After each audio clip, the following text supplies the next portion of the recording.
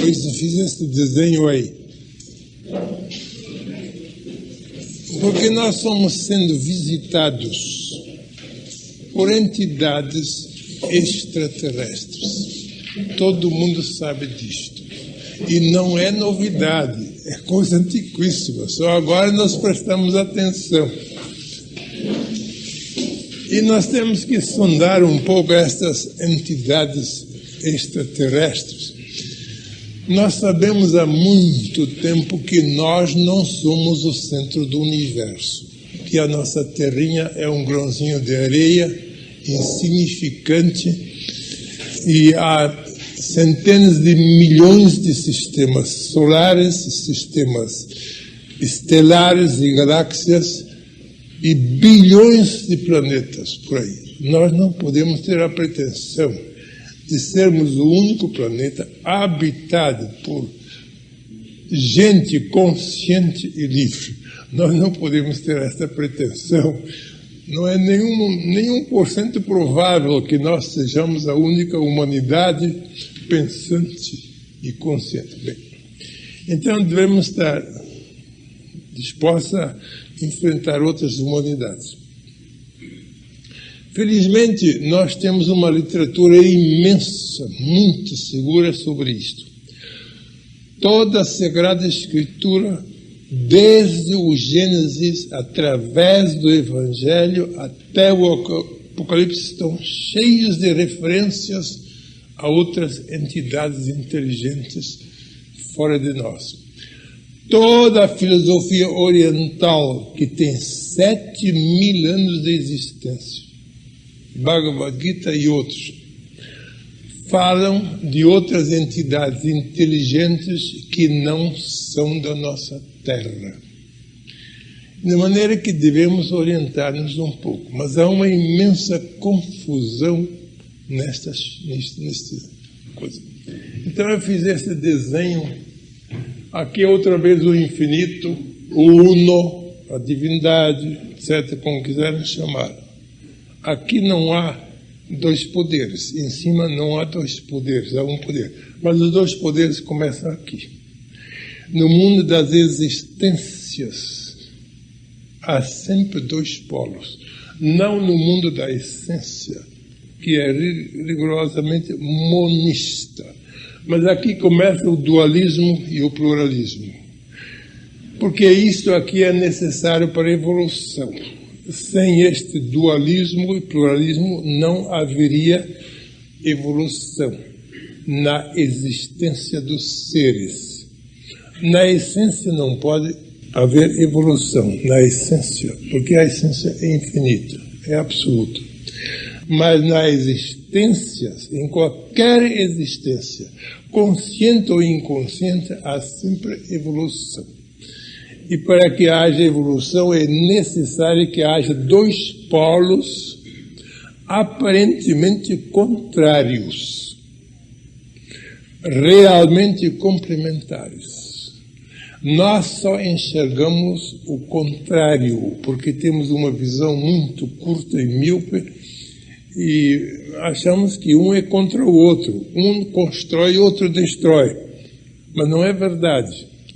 Os dois polos, positivo e negativo, luz e treva, não são contrários, antagônicos.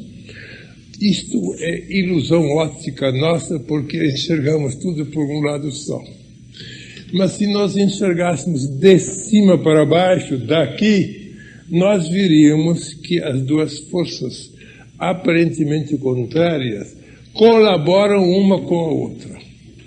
Estão subordinados ao Uno.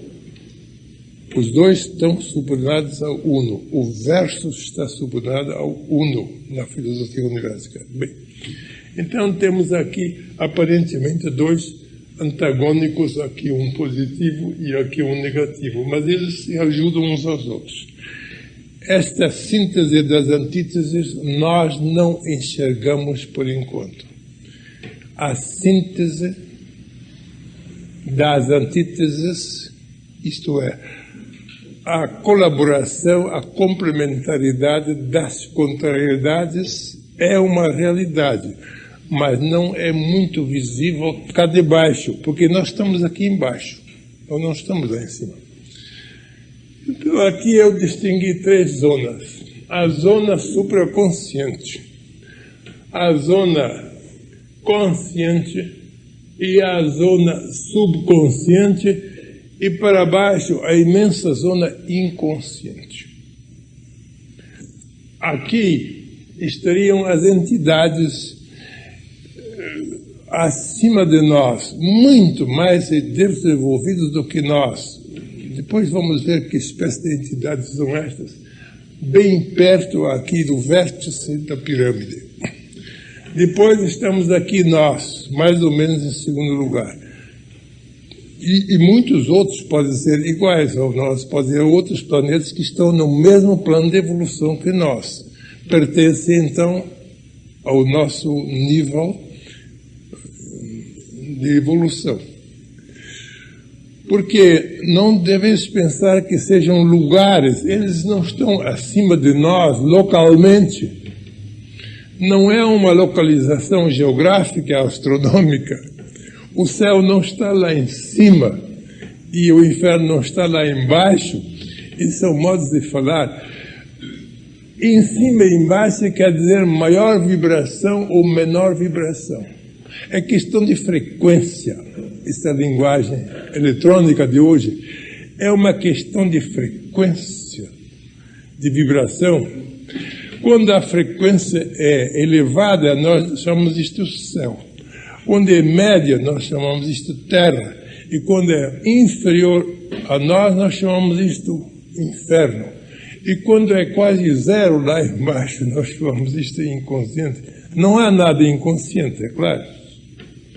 Nós falamos que o metal, o mineral é inconsciente, que o vegetal é inconsciente, que o animal é inconsciente. É claro que não são inconscientes.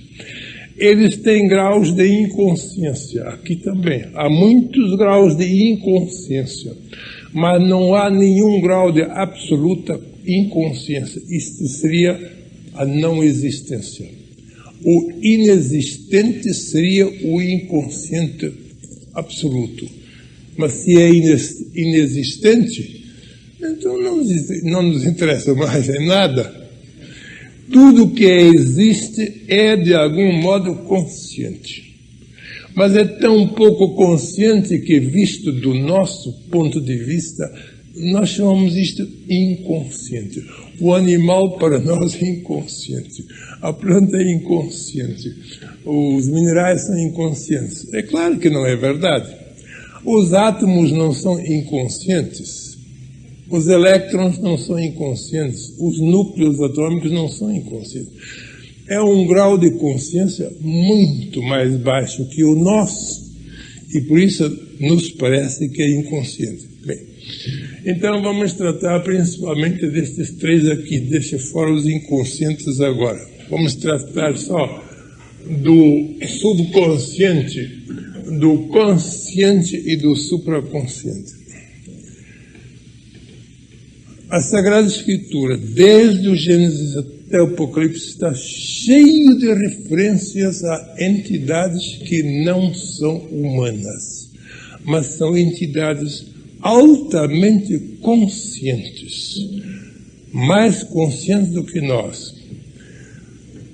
E podemos localizar, então, no supraconsciente essas entidades. Mas aqui há também consciência e livre-arbítrio, muito maior do que aqui.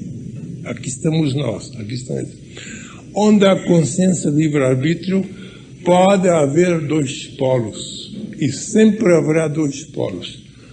Pró e contra. Positivo e negativo. Luz e treva. Bem e mal. Isso são sempre 2 polos. Onde quer que exista liberdade e consciência, há o bem e há o mal. Nós pensamos, porque estamos ainda pertinho do catecismo e das escolas dominicais e das nossas teologias, que aqui é o céu. Isso nós chamamos céu aqui. E que aqui é tudo bom. Não pode haver mal no céu. abram as Sagradas Escrituras e vão ver que isso não é verdade. Já falei do caso de Job. Logo no princípio do livro Job está o seguinte: uma vez estavam reunidos os filhos de Deus, naturalmente no céu, e no meio estava Satanás. Então, Satanás entrou no céu? Como é isto? Nós achamos que o céu é inacessível a Satanás, porque nós fazemos do céu um salão, uma grande sala, como se fosse uma coisa fechada, e que lá só podem entrar os anjos, os santos, mas o diabo não pode entrar lá. Mas o livro de Jó conta ingenuamente os filhos de Deus, os anjos provavelmente estavam reunidos, e no meio deles apareceu também Satanás. No Apocalipse, outra vez a mesma história. João, o autor do Apocalipse, escreve o seguinte: houve uma grande luta no céu. Imagine, luta no céu. Nós achamos que luta só pode haver na terra. Havia uma grande luta no céu. No Apocalipse está isso, capítulo 12. Porque os anjos lutaram contra Satanás. Então no céu ainda há luta. Então ele descreve a luta entre os anjos e os seus contrários, entre Miguel e o diabo. Tem os nomes aí. Micael está em hebraico. Micael. São 3 palavras. Mi quer dizer quem. Ka quer dizer como. El quer dizer Deus. Quem como Deus. Não é o nome de um anjo. Diz o Apocalipse que ele bradou. Ele é o campeão dos que estavam pró-Deus. Lutou contra aqueles que estavam contra Deus. Mas no céu. Não na terra, no céu.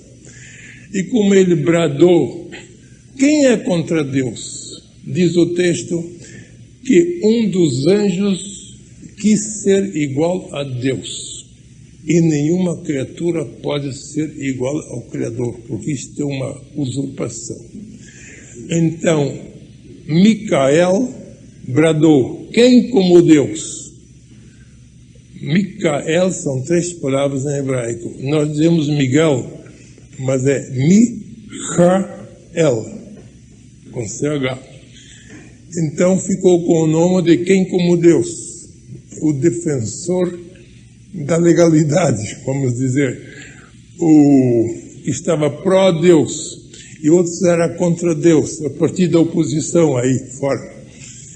Então diz o texto que o opositor é Satã em hebraico, e em grego é diabo, quer dizer o adversário.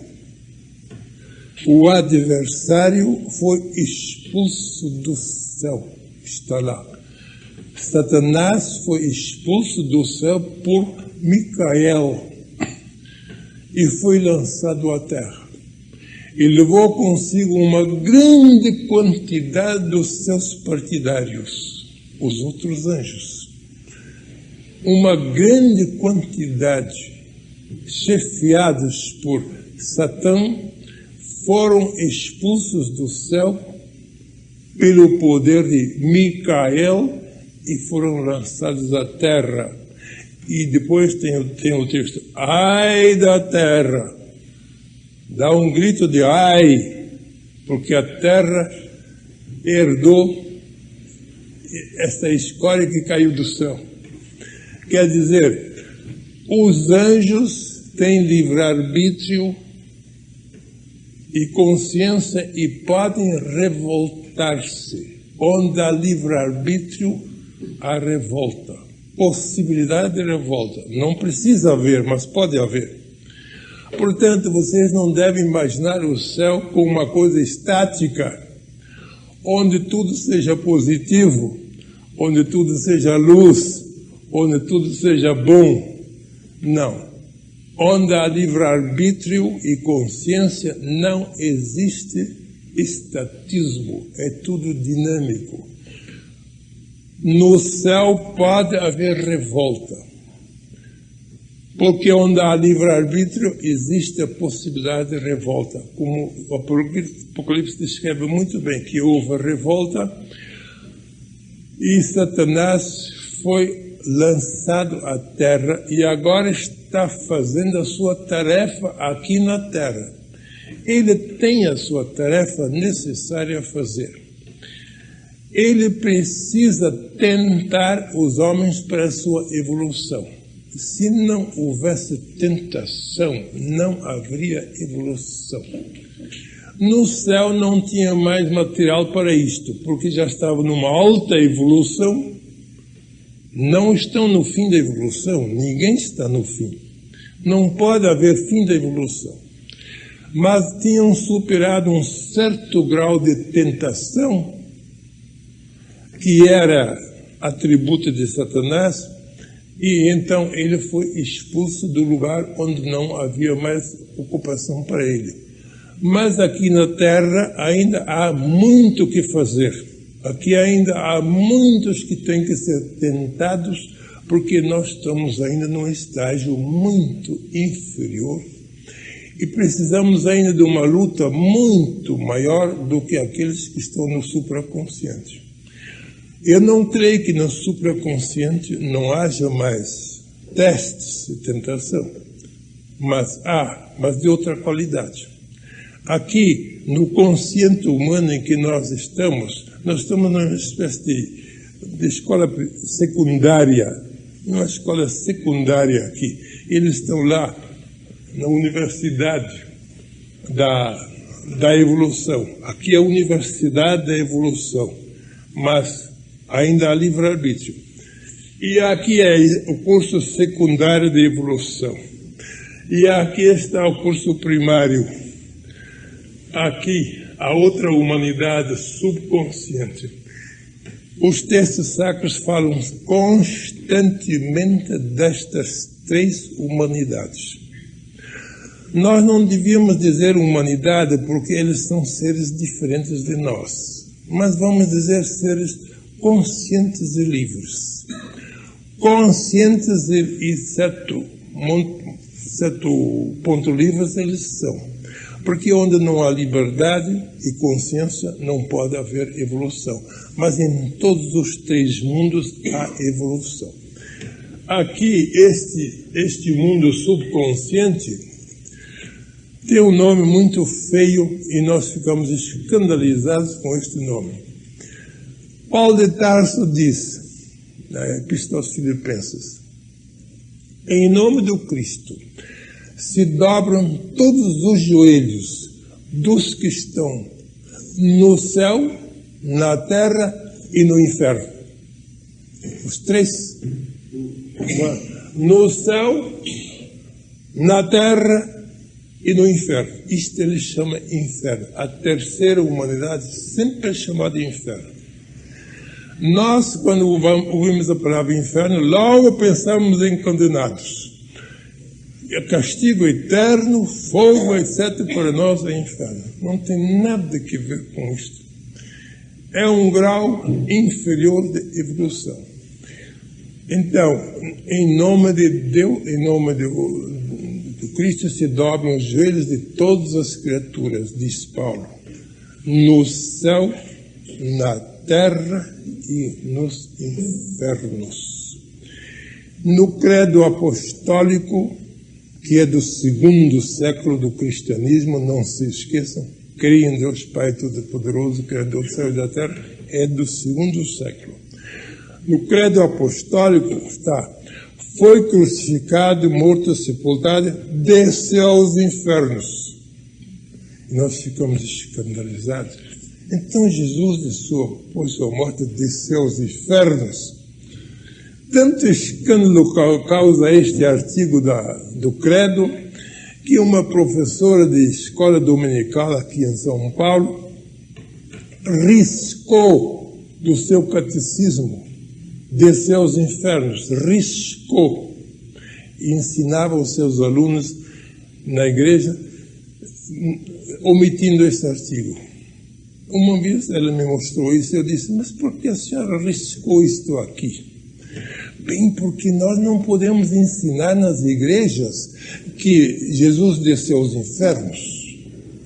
Isso escandaliza todo mundo. Eu disse, minha senhora, a senhora não sabe o que o credo apostólico quer dizer com inferno.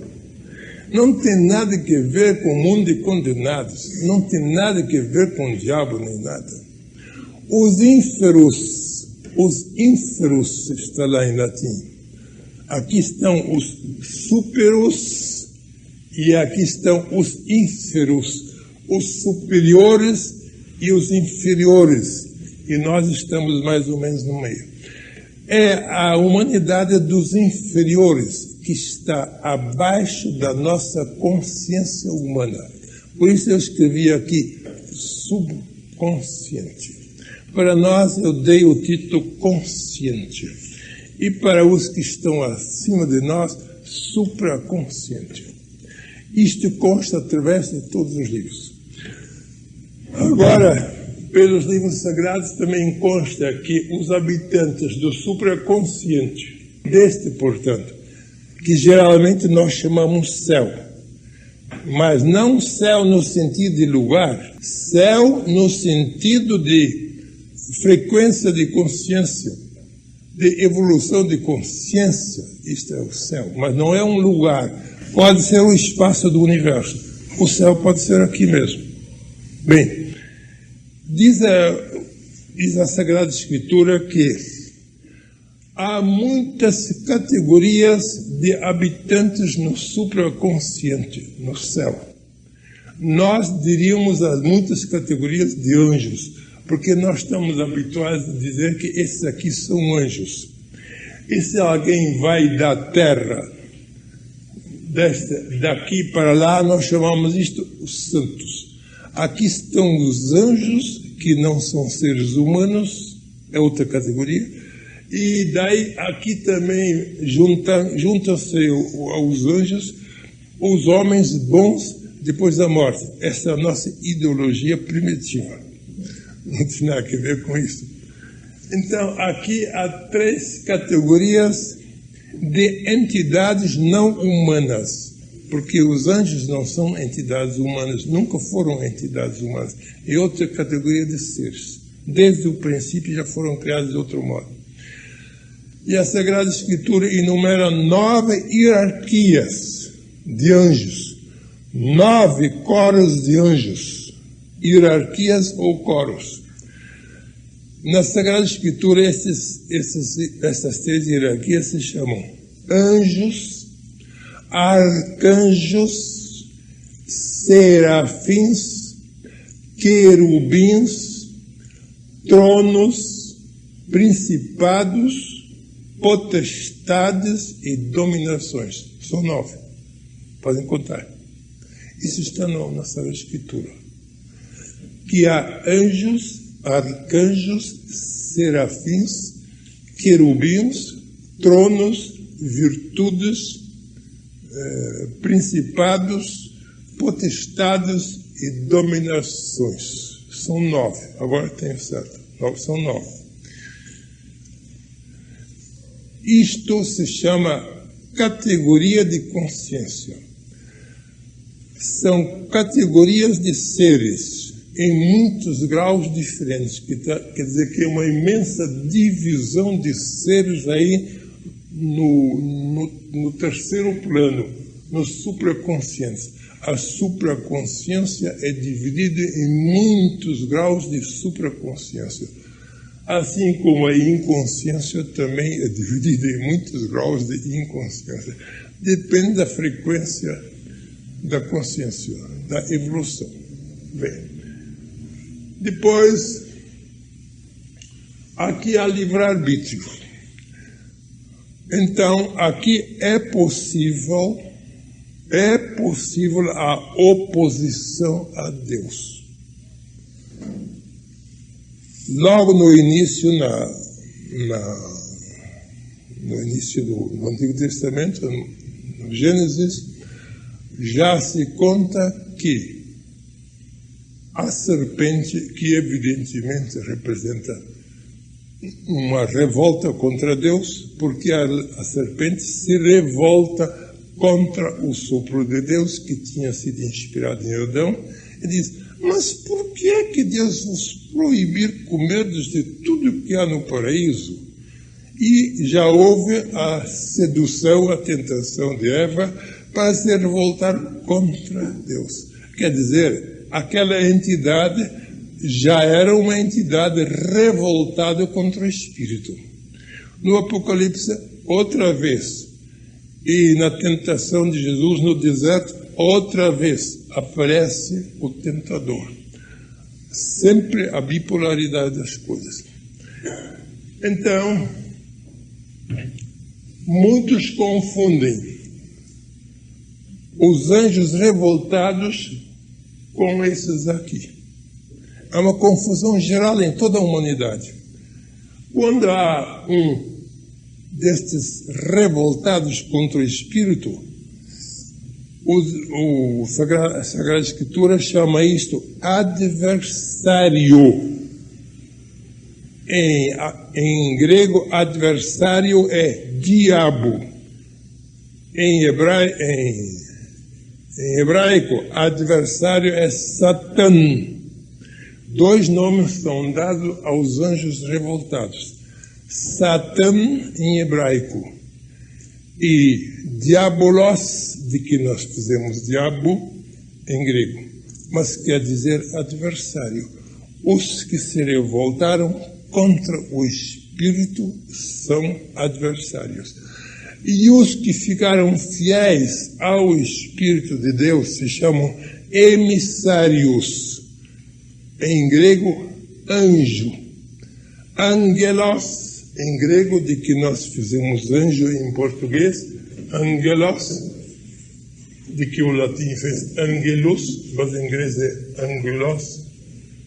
Angelos quer dizer emissário. Aqueles que cumprem uma missão do Espírito são emissários, mensageiros, arautos. Podemos traduzir anjo por emissário, por arauto ou por mensageiro. Os que cumprem a vontade de Deus são emissários, mensageiros, arautos ou normalmente anjos. Mas anjo não é palavra portuguesa, anjo é palavra grega, angelos em grego. O latim pôs angelus, mas em grego está com angelos. Bem. Então, aqueles que são fiéis à divindade se chamam emissários. E os que estão revoltados contra a divindade se chamam adversários. Até rima muito bem. Emissário com adversário. Mas nós, na nossa tradicional confusão, confundimos os adversários com os da terceira categoria. Mas eles não são da terceira categoria, nem da segunda, eles são da primeira categoria. Os adversários são entidades espirituais. São entidades invisíveis, que não têm corpo físico, que podem revestir-se de um corpo físico quando querem, mas de per si não têm corpo físico. Tem corpo astral, provavelmente, corpo de pura energia, e podem vir, como de fato vem, aqui à nossa Terra. Aqui, então, podemos receber a visita dos adversários, a visita de Satã, a visita de diabo. E isto acontece muitas vezes, porque eles precisam de exercer a sua missão de polos negativos para nos obrigarem a uma evolução superior. Aqui no terceiro número, então, temos os demônios. Por favor, não me confundam mais demônio com diabo. São duas categorias completamente diferentes. Demônios são entidades da natureza primitiva, subconscientes, estão muito abaixo de nós. Não têm tanta consciência quanto nós temos. São da terceira categoria de seres. E Paulo de Tarso afirma: em nome do Cristo se dobram todos os joelhos, os do céu, os da terra e os dos infernos. O inferno para ele é aqui. Naturalmente, os que têm boa vontade, os que reconhecem o Cristo como emissário da divindade, eles também podem hostilizar o Cristo. Podem, porque onde há livre-arbítrio existe a possibilidade. No Evangelho se menciona muitas vezes esta terceira categoria de seres conscientes e um pouco livres, não muito livres, tem um pouquinho de consciência, um pouquinho de liberdade, quase nada, por isso nós dizemos subconscientes, mas não tão conscientes como nós. Quer dizer, eles não são muito responsáveis por seus atos. São uma coisa intermediária entre o animal e o homem. O animal é completamente inocente. Não comete nenhuma maldade moral e não tem nenhuma virtude moral, o animal. E os subconscientes da terceira categoria são qualquer coisa intermediária entre o mundo da animalidade e o mundo da humanidade. E por que é que eles entram no mundo da humanidade? Sempre aparecem no mundo da humanidade. Há pouco passou aqui o filme, o Exorcista, e todo mundo começou a discutir o que é que houve com aquele homem em Washington, na Universidade de Georgetown, que eu conheci muito, eu estive lá há alguns anos, na Universidade de Georgetown, que é a Universidade Católica de Washington, se deu aquele caso de possessão demoníaca. E fizeram daquilo um estardalhaço imenso, mas o fundo é histórico, é real, isso não é inventado. O enredo, o arranjo é que foi inventado, mas o fato é real. Foi examinado pelos maiores cientistas, homens mais competentes do mundo, para ver o que é que tinha acontecido com este rapaz que estava possesso de uma entidade que o atormentava. Então discutiram aqui na imprensa torta direita se demônio e diabo são iguais ou se não são. Pró e contra, pró e contra, pró e contra. Muitos afirmam que é a mesma coisa, outros dizem que não é a mesma coisa. Pelo Evangelho, há uma completa diferença entre demônio e diabo. Nunca o Evangelho usa demônio em vez de diabo. Nunca, nunca. Nenhuma única vez. Se alguém encontrar um único caso no Evangelho, me faça saber. Vai ser premiado. Não existe. Diabo e Satanás são a mesma coisa. Mas diabo e demônio são coisas completamente diferentes. Porque os demônios não são capazes de maldades morais. São capazes de maldades físicas. Mas não são capazes de maldades morais, porque não têm livre-arbítrio suficiente. Eles são quase animais ainda. Deve ser uma humanidade tão baixa que está começando a escola primária da sua evolução. Talvez na pré-primária, talvez no jardim de infância da evolução estão os demônios ainda. Eles não têm a capacidade e a responsabilidade da maldade Esses aqui são capazes da imensa maldade. E nós somos capazes de certas maldades também. Mas esses aqui são uma espécie de crianças. Não são capazes de cometer maldades. E o que eles fazem com as vítimas humanas? O Evangelho está repleto disto. Eles não querem fazer mal aos homens. Eles querem procurar meios de evolução para si mesmos. E então se agarram a um corpo humano e sugam o fosfato, porque sem fosfato não há inteligência. Nós sabemos isto. Todo o nosso cérebro funciona com fosfato.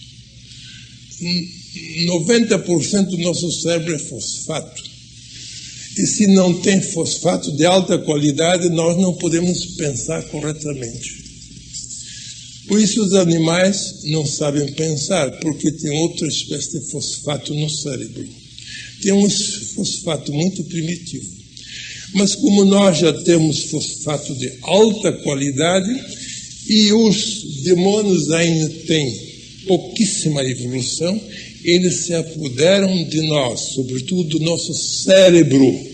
Eles visam sempre o nosso cérebro, sugando o nosso cérebro, depauperando o nosso cérebro, muitas vezes enlouquecendo o homem.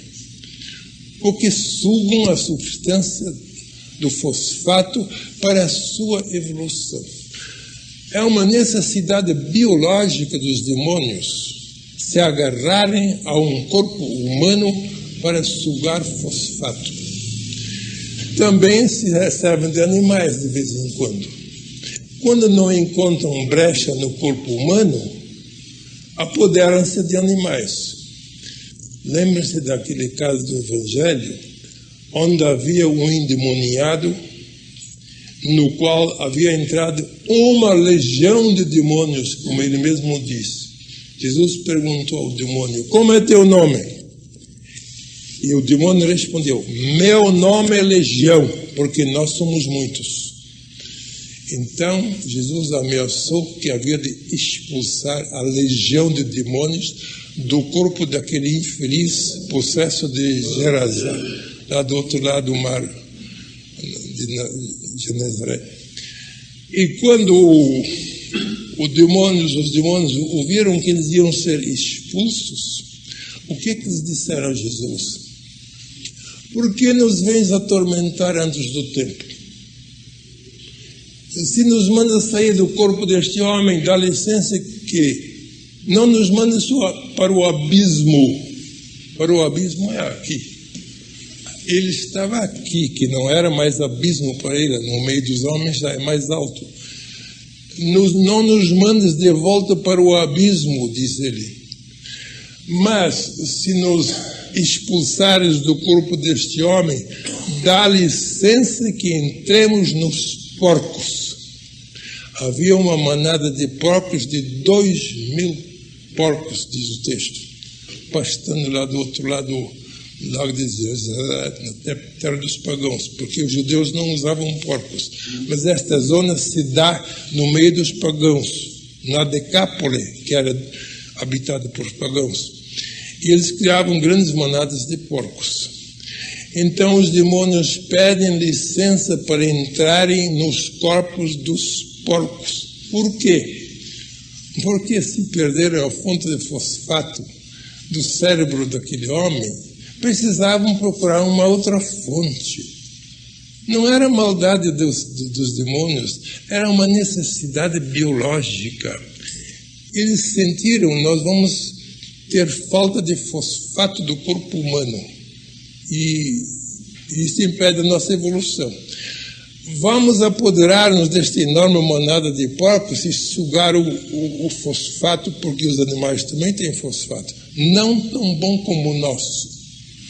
Mas, se faltar o nosso, eles se contentam também com animais. E Jesus disse: entrai. Permitiu que entrassem nos porcos.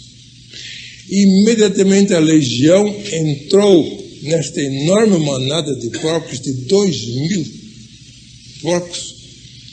E o que aconteceu? Todos os próprios foram desorientados, diz o texto, perderam a orientação, porque foram sugados do seu fosfato, né? E jogaram-se no lago. Eles se afogaram. Se afogaram porque perderam a orientação por falta de fosfato. O fosfato é necessário para ter certa orientação e certo senso. E então eles morreram.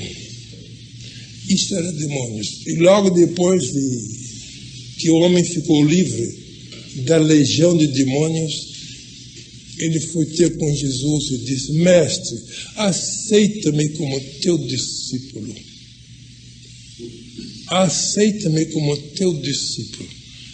Esse homem não era mau. Quer dizer, a possessão demoníaca não prejudica moralmente o homem. Prejudica fisicamente, porque tira o fosfato. Mas não afeta a sua consciência e o seu livre-arbítrio. A possessão demoníaca é uma espécie de doença, mas não é uma culpa. Uma culpa não. Se esse homem fosse culpado, ele não podia pedir a Jesus: aceita-me como teu discípulo, que quer dizer que era moralmente bom. E Jesus o aceitou. Por sinal que não era um homem mau. Jesus o aceitou como discípulo, diz o texto, apenas lhe disse: não me acompanhes. Ele já tinha 12 discípulos.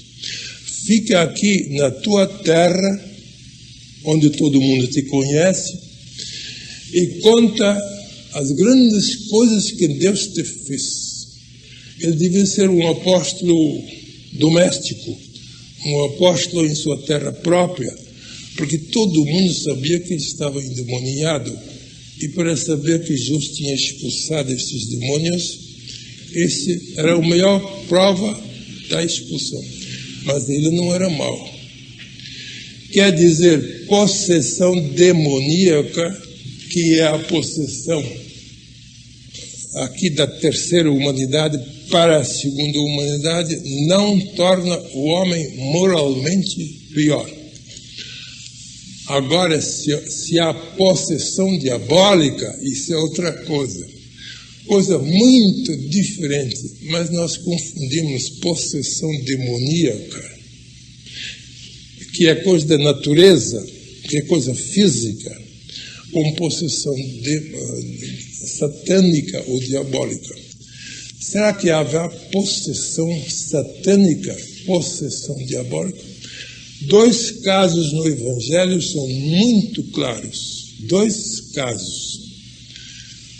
Pedro já foi vítima aliás, foi culpado, não vítima, foi culpado de possessão satânica. Judas foi culpado de possessão diabólica. Está no Evangelho. Leiam aí. Uma vez Jesus falou na sua futura morte voluntária, e Pedro se cruzou no caminho e disse: não, senhor mestre, isto não vai acontecer. Puxou a espada e sempre andava armado e disse: eu te defendo contra a morte. Que foi que Jesus disse a Pedro? Vai atrás de mim, Satanás. Vá de retro, Satanás. Chamou Pedro de Satanás. Por quê? Pedro estava possesso pelo demônio? Não, ele nunca esteve possesso do demônio. Mas ele elaborou uma mentalidade contra o Espírito do Cristo. Porque o Cristo queria voluntariamente morrer. Como é que um discípulo dele diz: tu não deves fazer isto, eu não permito? Isto é espírito diabólico. Isto é espírito satânico. Opor-se ao espírito divino é possessão satânica. Não é vítima, é culpa. Ele depois se converteu, nós sabemos. Ele se arrependeu e expulsou Satanás de si mesmo. Ele permitiu a entrada de Satanás e expulsou Satanás. Mas Jesus não expulsou Satanás. Não se pode expulsar Satanás, porque o livre-arbítrio é respeitado por Deus. Se alguém dá entrada a Satanás, Deus não proíbe. Deus dá licença para alguém ser mau. Se o joio é joio, Deus deixa ser joio. E com Judas aconteceu coisa igual. Judas não tinha fé nas palavras de Jesus, diz o texto. E Jesus disse: eu escolhi a vós 12, mas um de vós é diabo. E se referia a Judas Iscariotes. Um ano antes da traição, Judas já era diabo, porque não tinha fé nas palavras do Mestre. Ele negou o que Jesus tinha afirmado, secretamente na consciência. Estamos dizendo bobagens, eu não aceito as coisas que ele disse. Então, Jesus diz, ele se fez diabo. De Judas nós não sabemos se se converteu. Antes do suicídio dele, não. Pode ser que se tenha convertido depois, mas disso nós não sabemos. Pode, porque ele não deixa de ter livre-arbítrio pelo fato de ter matado o corpo. Ele continua a ter livre-arbítrio. E se ele quer expulsar o seu diabo, pode. Dele não sabemos, de Pedro sabemos. São os dois casos em que os evangelhos apresentam possessão satânica, possessão diabólica. Mas dezenas de vezes falam em possessão demoníaca. Na possessão demoníaca não há culpa.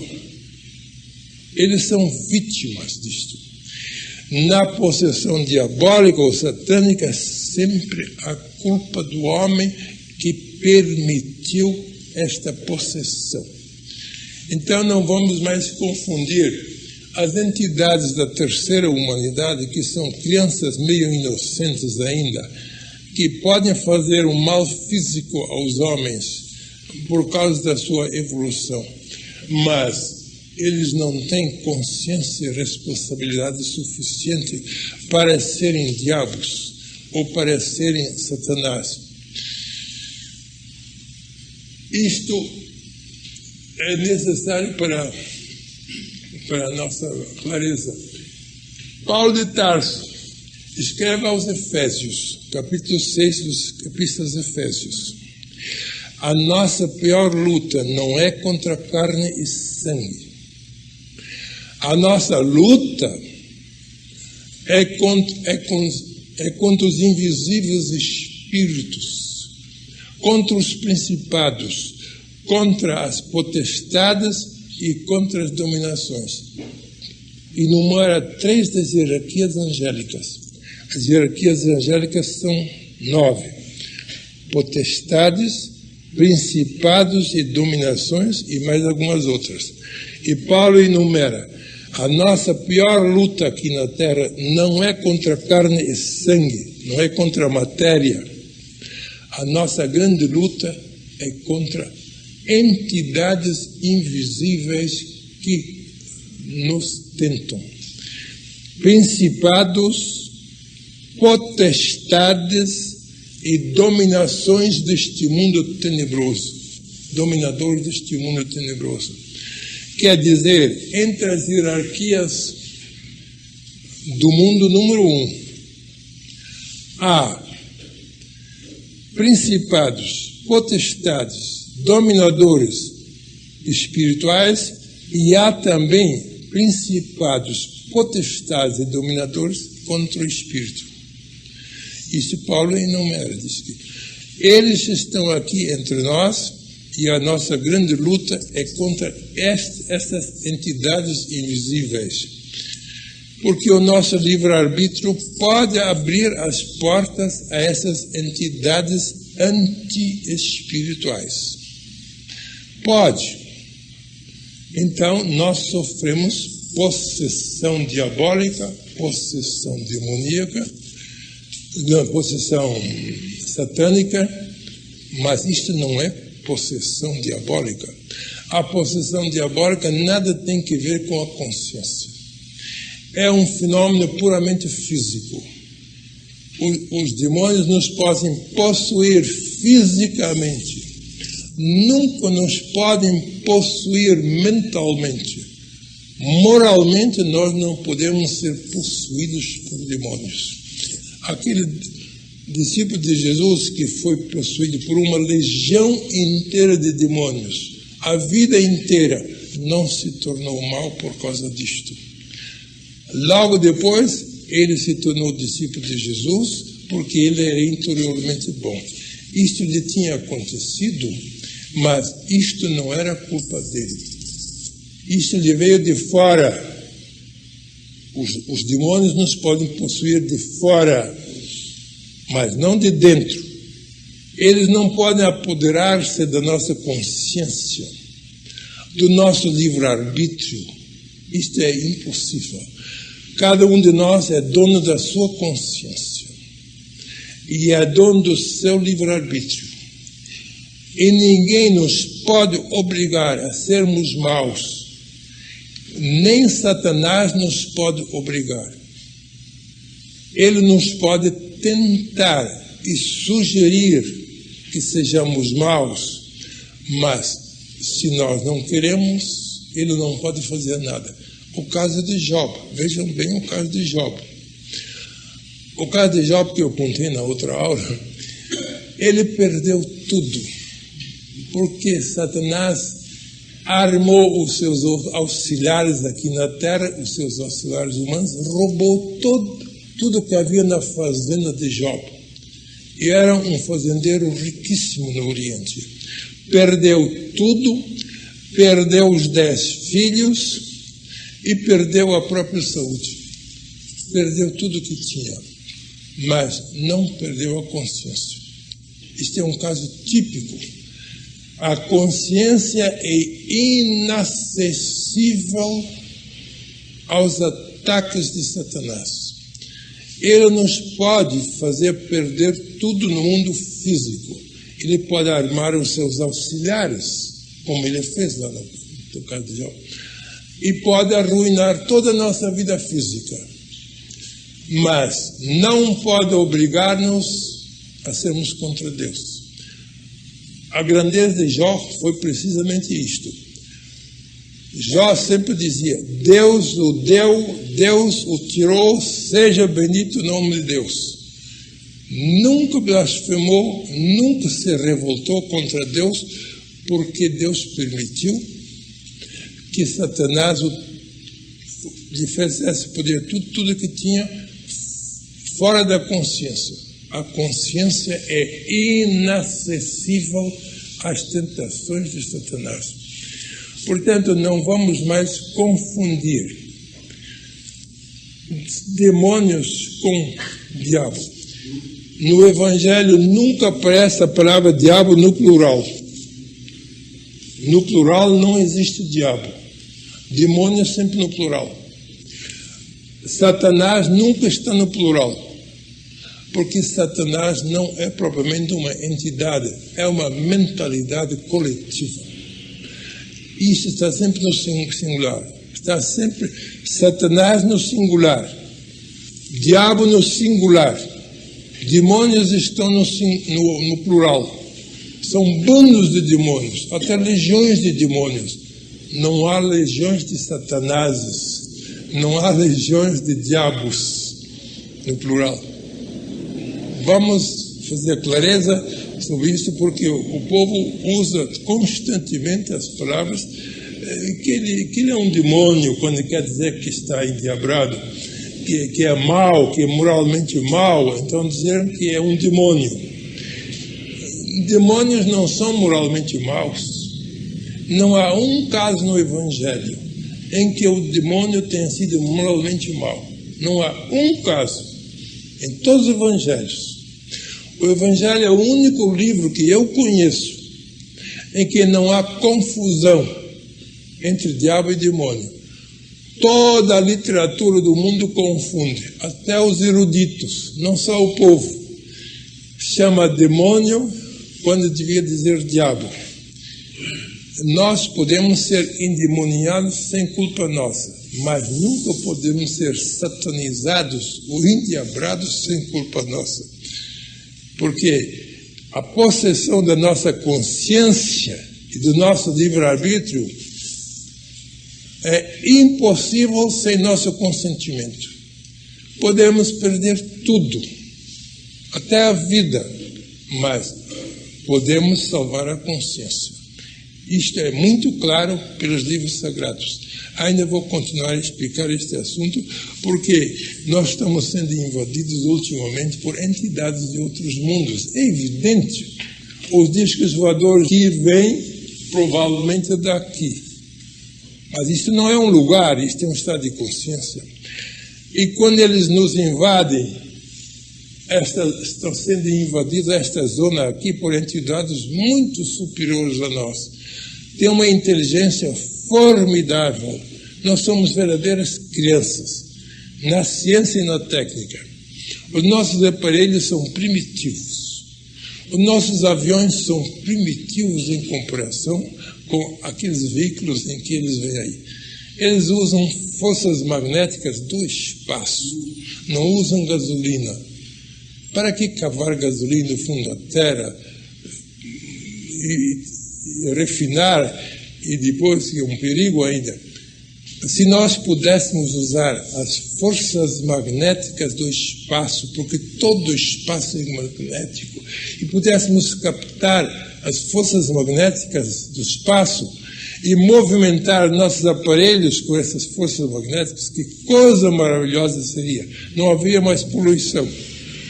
Acabava tudo isto, porque as forças magnéticas do espaço são silenciosas, puras, e eles usam essas forças do espaço. Os aparelhos deles são feitos de tal modo que reagem às forças magnéticas do espaço. Quer dizer que são inteligências muito superiores a nós. E nós não sabemos o que eles querem conosco. Talvez nos queiram prevenir de um grande perigo em que nós estamos. Outros pensam que eles nos querem fazer mal, que querem prejudicar-nos. Eles estão sondando a nossa terra a ver o que nós estamos fazendo. A nossa terra é aqui. Bem, vamos acabar com isso para deixar para o programa.